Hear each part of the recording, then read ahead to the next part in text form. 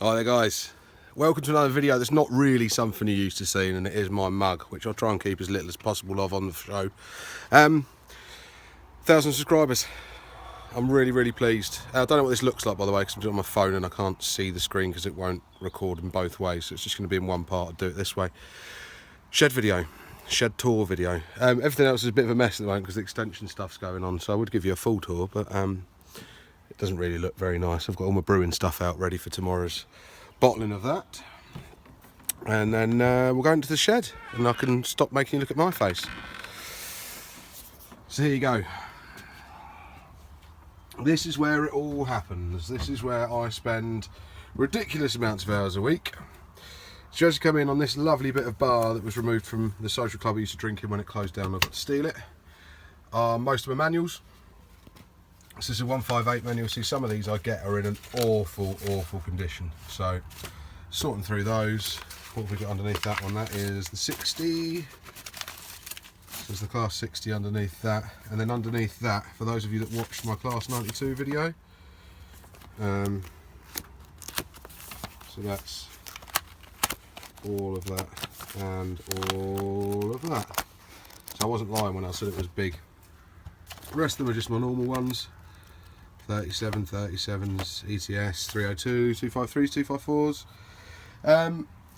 I'll come to the chair in a minute, but you'll see what all this is kind of behind my head. Stuff I keep close to hand behind my head is the 91 manual, just because it tends to be the train I drive the most, even though it's not the one that you get videos of the most. An up-to-date copy of Rail. Always comes in handy when thinking about stuff to talk about or something controversial's come up. One of the best books I can ever possibly tell you to buy is the David Gibbons books. The BR Equipment, this one, and there's a number 2 as well. I have number 2 but not in the shed at the moment. And then what are the GNER book. I've also got the Intercity book, the Network Southeast, and the Regional Railways one. Well worth a shout.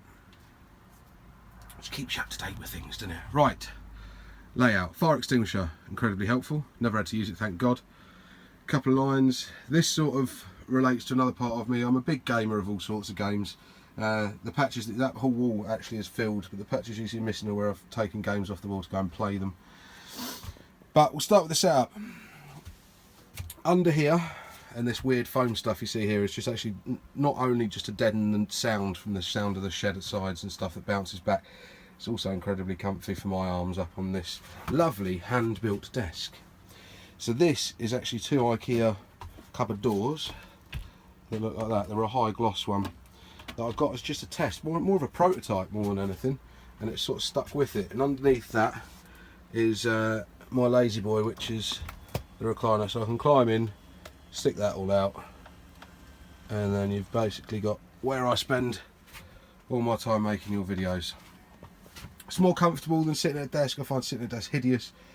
I don't think in the 20 years I've owned a PC I've done it at a desk for very long. My last PC at my mum's house was even next to my bed, and I sat on my back against it, which was quite nice. There's the computer there. This was not one I built myself, even though it has been rebuilt by myself about a bazillion times, but it does the job. You may have also noticed about some train stuff there, and also up on the ceiling, let me go down, you'll get a better view of this, is another layout up there that's actually attached to the ceiling.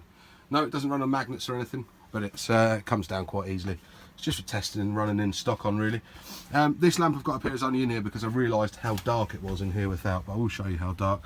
And up in these shelves here I've got the majority of my console stuff. So that's a Mega Drive 2, Philips CDI, N64, PS1, a few of my N64 games. What have we got there? I'll try and read it through the viewfinder like a real YouTuber should do. Focus, if it wasn't upside down. Core 2 Duo. Then we go on to Dreamcast, and then some DVDs, and then a TUT storage thing with a couple of broken iPhone screens, various hot tub fuses, and that's about it.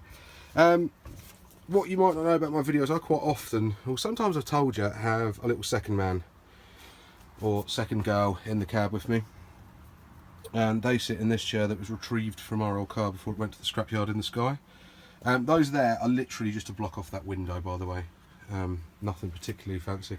and that's my Thrustmaster HOTAS for Elite Dangerous, which is kind of where all the strange markings on my desk are from, the extra screw holes and everything like that. So there you kind of have it. Oh, one last bit. My doormat. This is first class carpet from the ATPP, which is really cool. Got that sent to me a little while ago, which I was very impressed with. So yeah, that's about it, guys. Thanks ever so much for the 1,000 views. This video will stay on Facebook for a few days, and then I will upload it to YouTube as well. Oh, software I'm running on here is the Logitech software. It just gives me all my stats while I'm doing it. I don't always have that on that page.